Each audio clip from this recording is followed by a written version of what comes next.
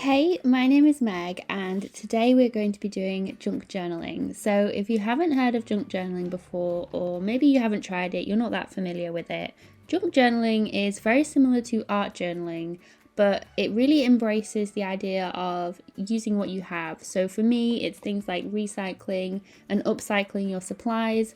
That could be junk mail and packaging, things that you just find through everyday life, or it could be, giving new life to secondhand materials like books from a charity shop or a thrift shop, things like that, and bringing together a really eclectic mix of things. A junk journal can be whatever you want it to be. I really love the freedom of taking things that, sometimes would otherwise go in the trash and giving them new life. You can use a junk journal for memory keeping, writing and journaling, collaging, art, doodling, collecting things, swatching your favourite supplies. It's a really free and easy way to get yourself into journaling if you haven't even journaled before. Maybe you're a scrapbooker and you haven't sort of stepped your toes into more freeform art journaling.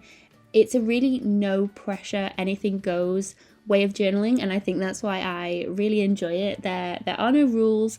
You can use whatever you want, and you can be really creative with the materials that you use and how you upcycle different things. I think the best thing about junk journaling is that there is no pressure to go out and buy fancy supplies and lots of different things to get started. You probably have everything that you need to start your junk journaling just in your house already, whether it's raiding your craft stash or collecting things that come through the post, bits of packaging. Basically, when you come across anything in your life, just think, could this be used in my junk journal?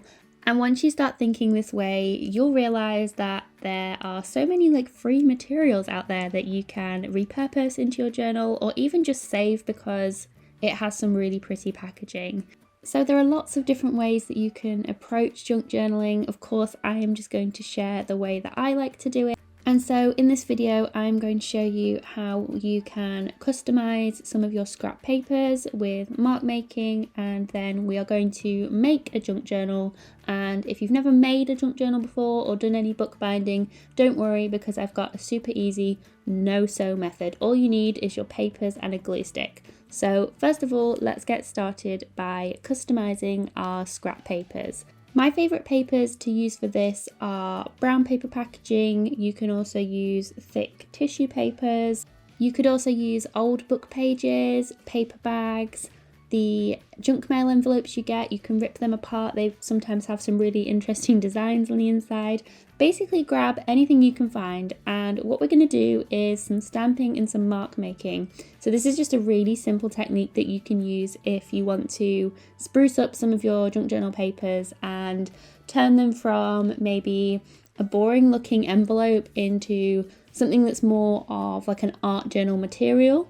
And I just love this method for transforming my supplies, and you can use paints, markers, pens, anything that you've got that's different art materials. You can start to create these different papers, so really play around with how you can create different effects and patterns using different colours. So I encourage you to have a play around with some mark making on some scrap pieces of paper, and don't worry if it's not all perfect. We are going to be tearing these up to use within our junk journal later. And here you can see as well, another thing I love to do is to create a repeating pattern with a stamp. I absolutely love this floral one. And you can see there, it just really elevates what is otherwise just a random junk envelope. Okay, so now it's time for the fun part. We are going to make a no-sew junk journal. This is an accordion style, so it's extra fun because once you've journaled on the front of it, you can flip it over and journal on the back of it. You also don't get any bulky spines because the whole journal lays flat. It's just an amazing way to make a journal with no sewing. It's so easy. So grab yourself some thick card. This could be a cereal box or even just some scrapbook paper if you have that to hand, especially one maybe if you don't like it too much. I feel like in scrapbook paper pads there's always that one that you're not that big of a fan of, so that's a great way to use that up. And so all you want are two pieces that are the same size. You can make this journal whatever size you want, A6, A5, or even just a random size. The key part is that you need two that are the same. Then what you're going to start doing is using your scraps. So these can be larger pieces of paper, they can be smaller pieces of paper, and we're going to create a really long strip of paper that folds back on itself in an accordion style. So you can see here I am folding towards the left and I am building up my page with different scraps of paper and simply using a glue stick to attach them together in a bit of a patchwork fashion. And I find this is really fun because you get to see how the page looks on both sides. Here I'm using literally the flap of an envelope that I ripped off something that came in the post the other day. So like I said, you can use literally anything for this and just create a patchwork collage-y effect. And you'll now see with this tag that I am working towards the right hand side. So the key to this is that you just alternate the fold each time, and it's just a really easy way to construct your pages. You can go back and add some extra bits. So here I have turned it over and I am adding this book page to the reverse side. A fun thing that you can do to also add some extra strength to your pages, especially if you're using some more fragile pieces within your patchwork pages, is to add some washi tape on the joins. So where you have two pieces overlapping, you can add washi tape strips or any smaller, thinner pieces of paper that you have along those joins. It also adds some more structure and just builds up that patchwork element. So if you've used a lot of fairly large pieces like junk mail envelopes, things like that, you can go in and add some scraps. So this is literally even when you've been working on another project and you have little offcuts, they could be absolutely tiny, but when you start adding them together in this way, it's a really fun way to build up a journal. And this is something that you don't even need to sit down and do this all in one go. You could just have this in a little project basket or something on the side, and every time you come across pieces of paper that you want to include, or maybe you're finished with another project, you could then add your leftovers to this so that your junk journal becomes sort of an amalgamation of all the different scraps and leftovers from your project. So they're not going to waste, they are becoming the base of your junk journal. And I just think it's a really fun and easy way to create a journal. And like I said, you can then work on both sides of this journal. So I feel like you get a really fun experience with an accordion journal. And so here I'm also adding just some tissue paper just to add some more texture and dimension to my journal page. And another fun thing about this junk journal method is that if you want to include something within the middle of your journal, so say you've got to a page and you think, oh, I'd really like to include an extra part, you can literally take a pair of scissors to your junk journal, cut it up, and then just extend the journal. So you can just add pieces in the middle as well. So there's really no rules or pressure with this method. It's just super fun, super flexible, and you can also make it to be as many pages as you want. So if you're just getting started, maybe you might only do say 10 different folds, or if you want a larger journal, then you can include more pages.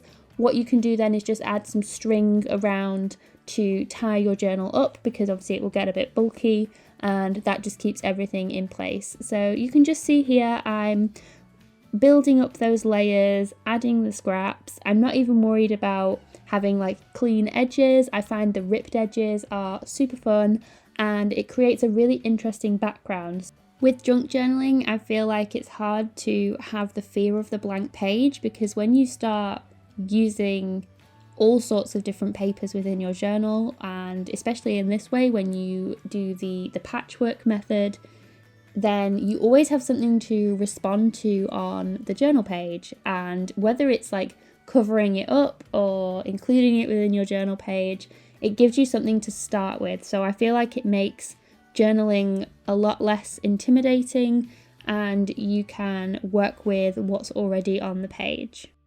I also like to layer up different papers as well. So even if I've already created the base, I will still come in and add some extra little scraps of paper just for some interest. Attaching your back cover to the journal is easy as well. All you need to do is include it as if it's extending on the normal pieces of paper that you have. So you can see here I'm just checking which way my journal folds so that I can have my cover fold the same way as well. So I'm grabbing my cover here, just lining it up because I do like the front and the back to open in the same way. And then I'm just taking the paper that I was stamping on earlier on in this video and using a larger piece of this just to extend onto my cover. It's the exact same method in terms of gluing your cover onto your pages, and I'm just using a glue stick for this. I've found that works fine. You can also add like the reinforcement with the washi tape like I said, or if you're savvy with a sewing machine, that's another fun way that you can construct your pages and add the texture of the thread.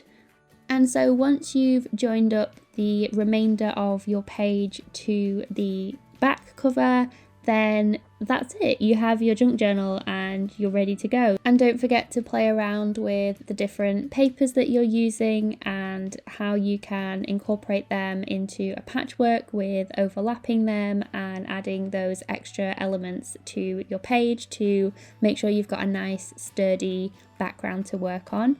I decided that I wasn't going to cover the entire of this back page here. I left some of the green showing and then just added some final bits of washi tape to finish this off.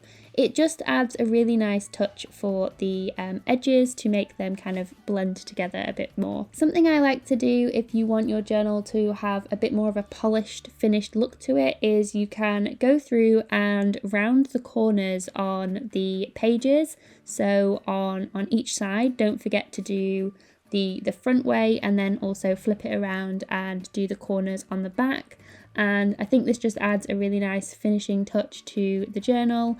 So you can see here I'm doing it on both sides of the cover, and then you'll need to go round and do the other side. So you can see here that it's a really fun way to have, it's almost like having two journals because you work in the front and then you work in the back as well.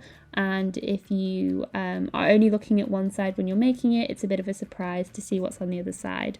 I decided to paint over my cover with a mixture of white and very pale pink paint just to subdue those lines on the scrapbook paper, and added a simple collage on the front.